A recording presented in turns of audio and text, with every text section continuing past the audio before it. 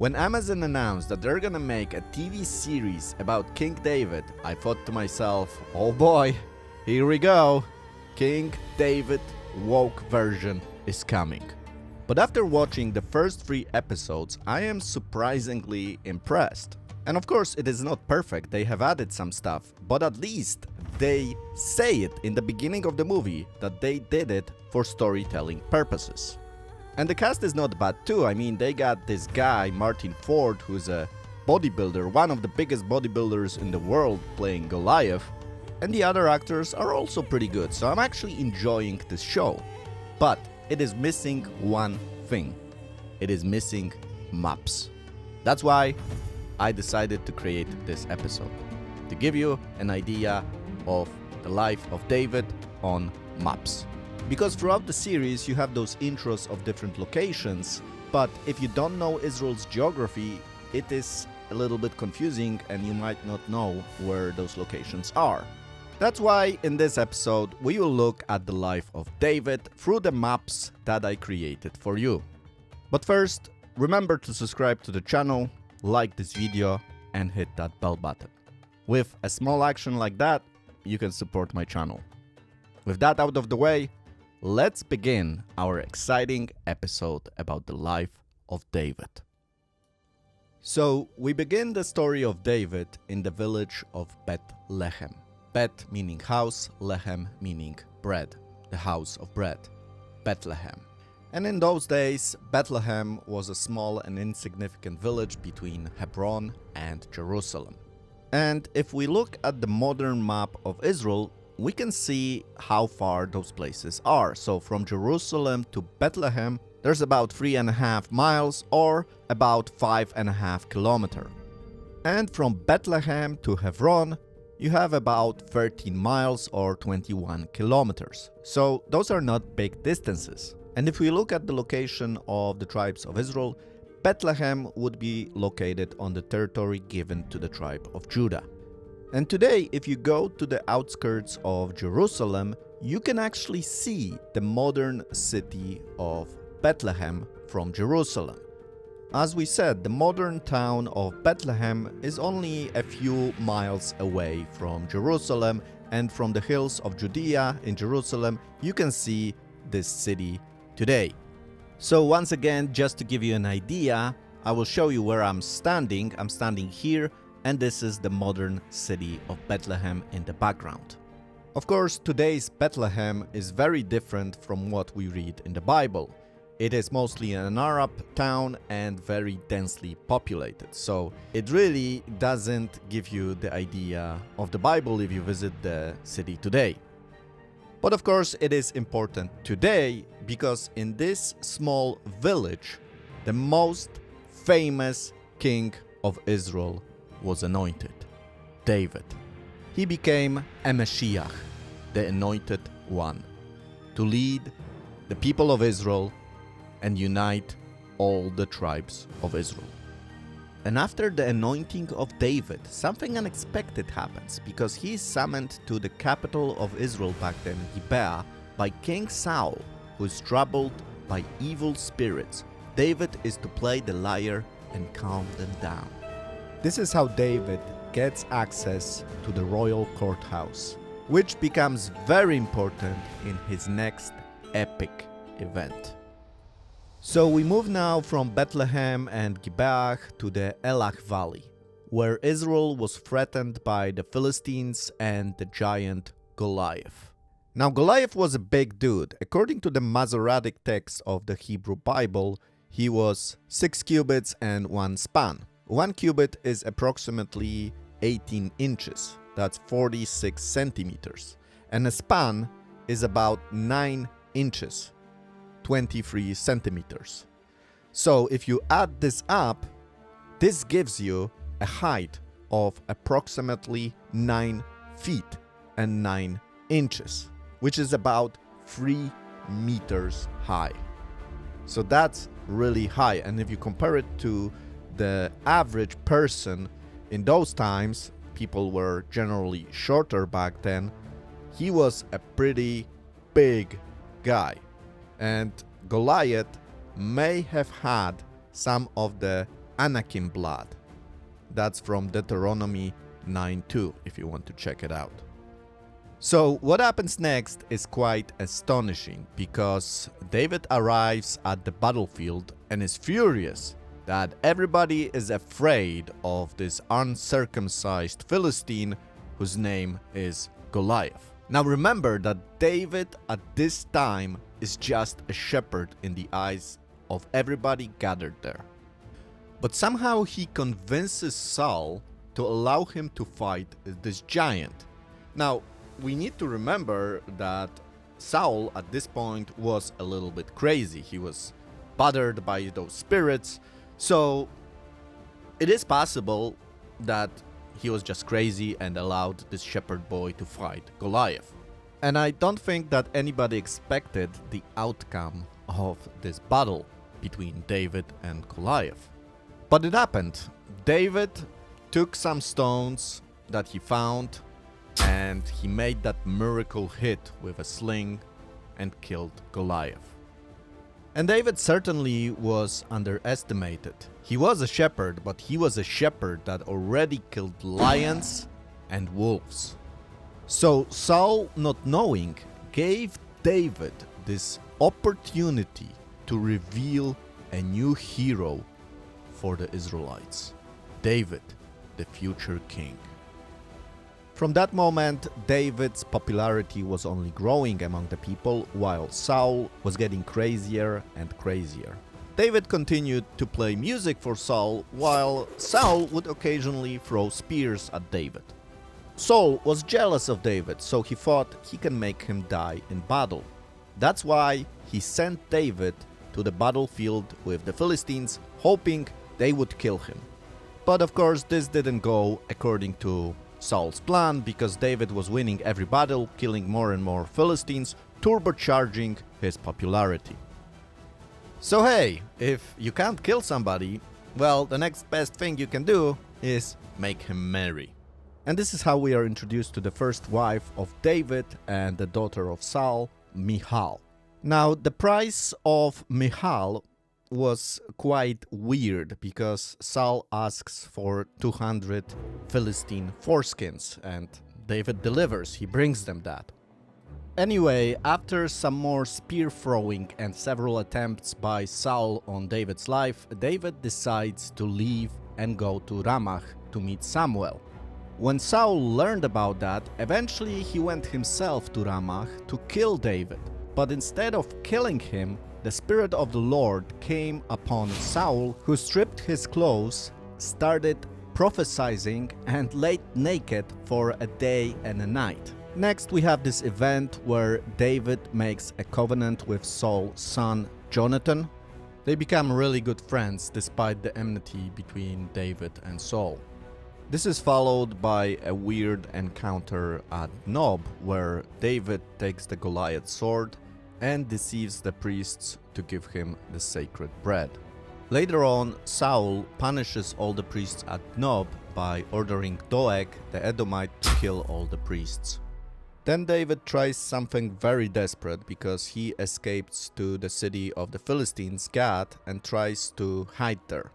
However, he is recognized as the killer of the Philistines, and to save his life, he pretends to be insane, which works.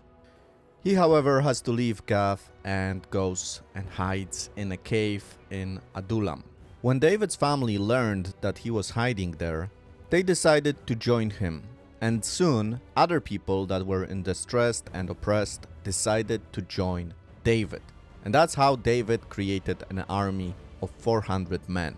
And remember, at this point, David is a rebel, and everybody who is with him is in danger, and an enemy of the crown, which means basically a death penalty.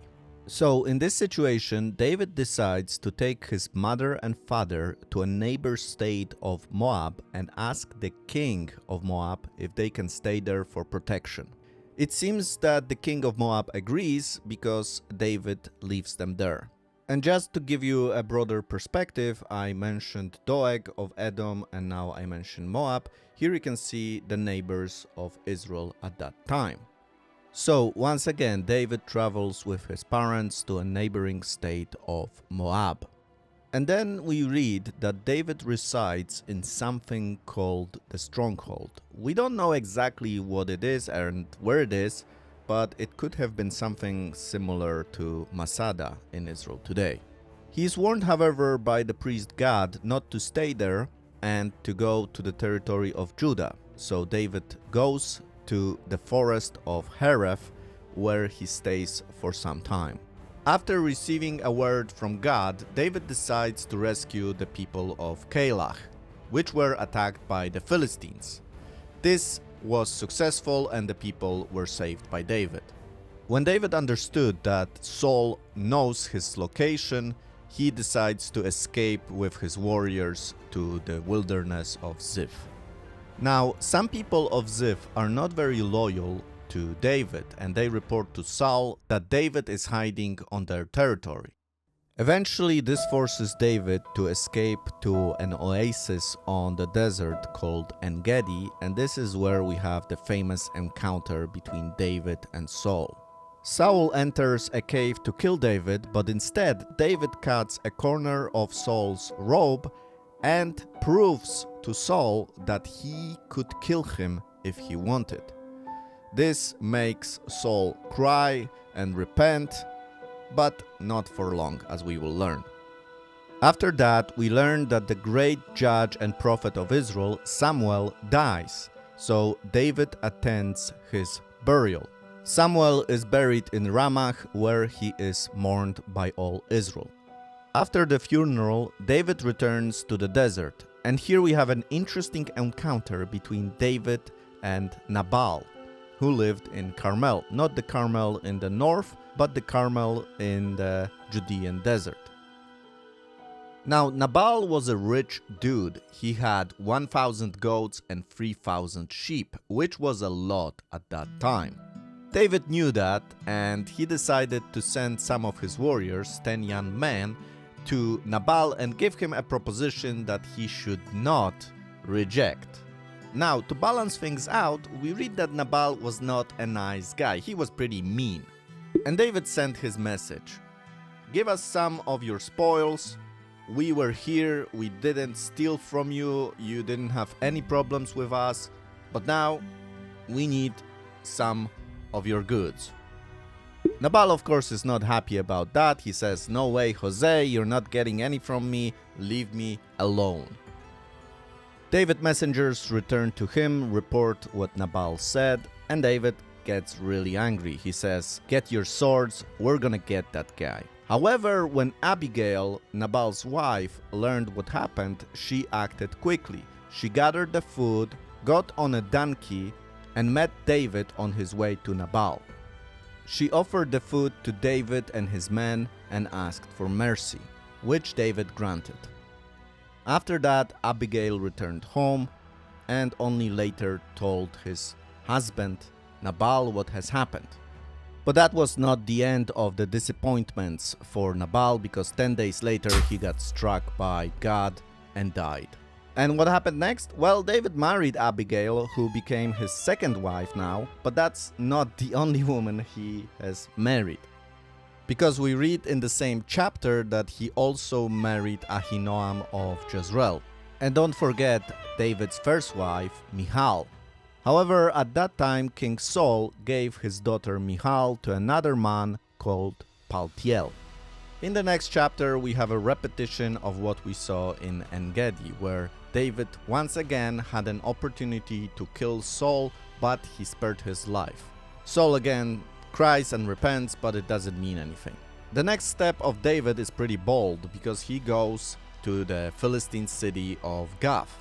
But this time, it's with 600 men of his own. David figured that the Philistine territory will be a territory where Saul will not be able to threaten his life, and so he makes a deal with the king of Gath.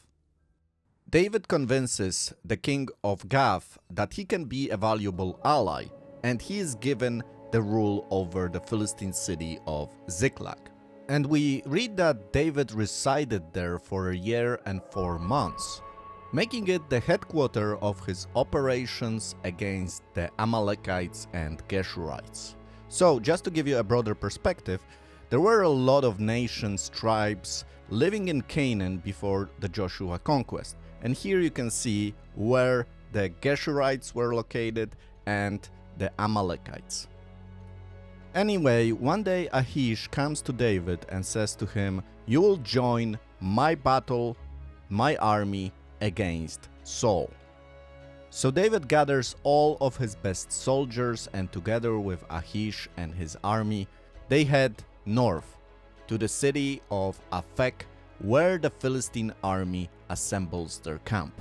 Everything is ready for the battle. The Philistine forces are gathered in Aphek, and Saul's army are camped in the Jezreel Valley. But before the battle, the Philistines recognize that David is a Hebrew, and they start asking questions. What is he doing here? Why is he here? So they say to Achish, no, he's not gonna be fighting with us. We don't want him here. Send him back to Ziklag. So Achish does that. He sends David back to Ziklag. But while this is happening, there is a bit of a situation in Ziklag, because when David is gone with all his mighty men, the people of Amalek attack the city. When there is no soldiers there, the Amalekites take advantage of that and attack the city. Ziklag is burned to the ground, and the people of Amalek capture the people of Ziklag, so women, children, and the elders. They take also all the spoils they find in the city. And when David returns to Ziklag, he sees the destruction and he is devastated. We read in the Bible, "Then David and the people that were with him lifted up their voice and wept until they had no more power to weep."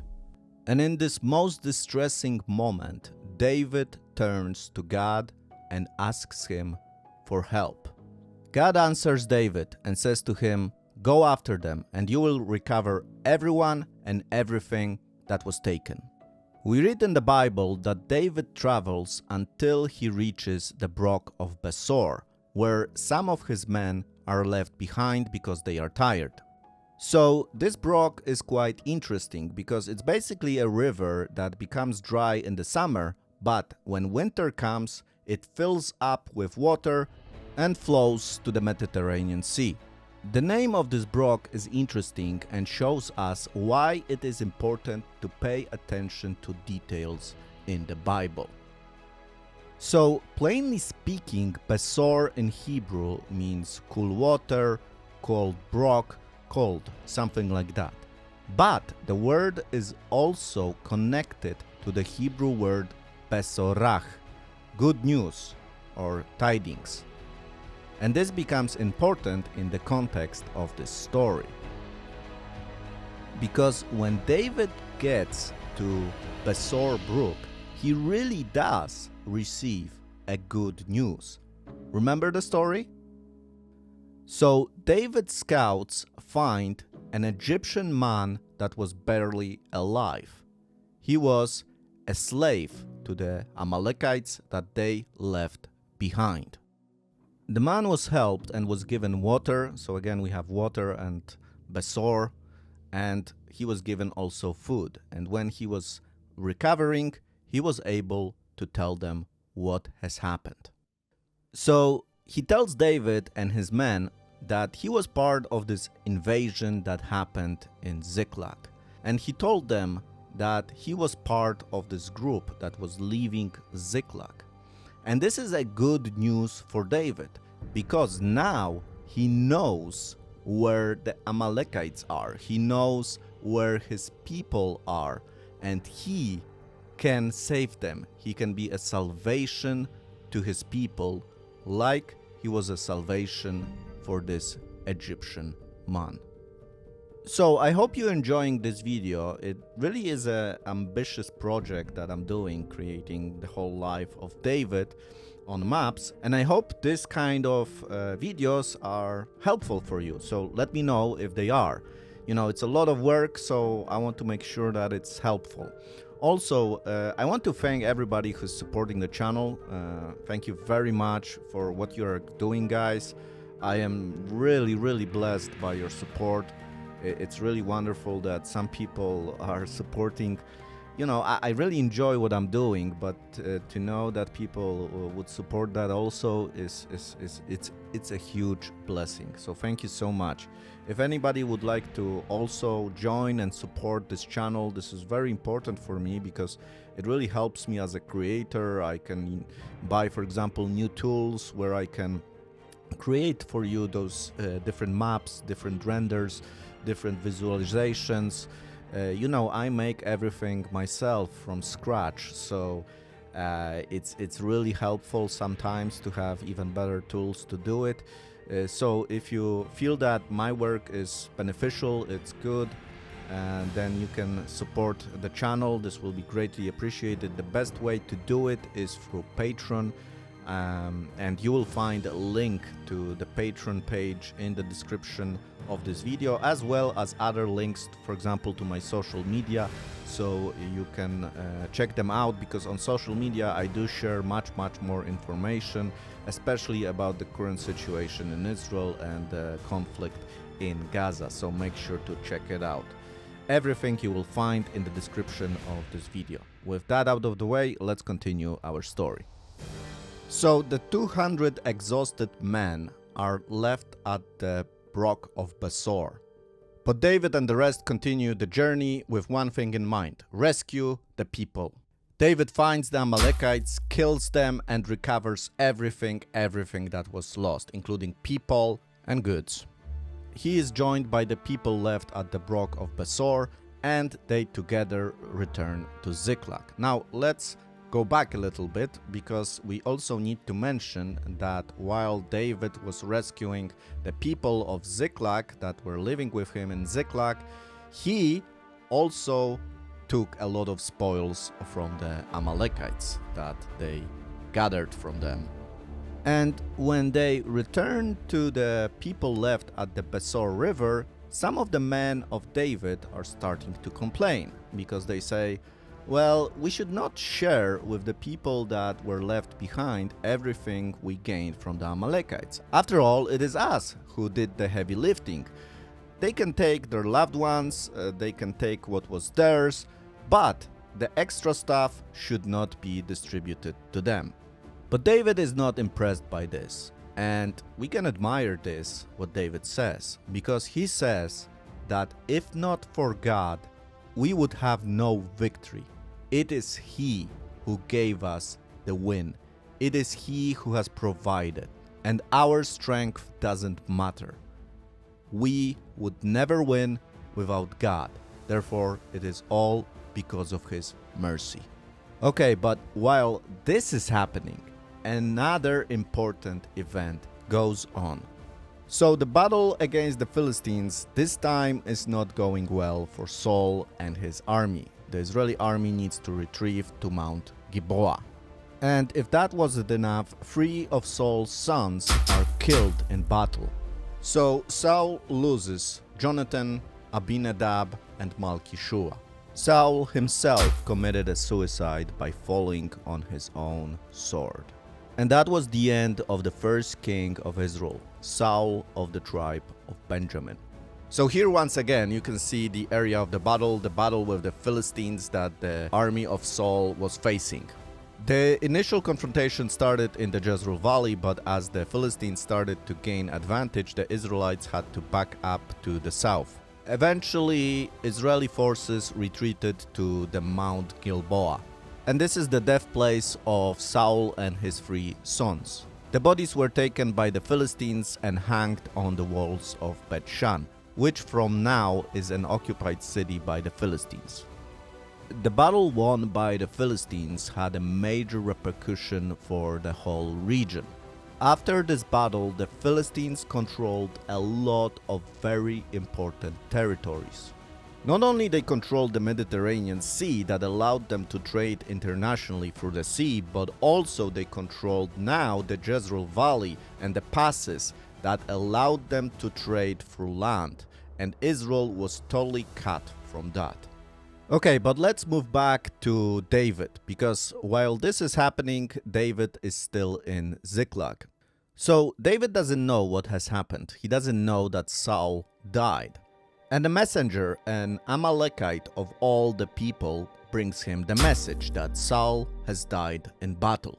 David asks how exactly did he die, and here we learn that the suicide attempt of Saul didn't quite work because he was still alive after falling on his sword. So this Amalekite says to David, well, I killed him because he was asking me to do so. So I saw he was dying, there was no chance of him surviving, so I basically killed him.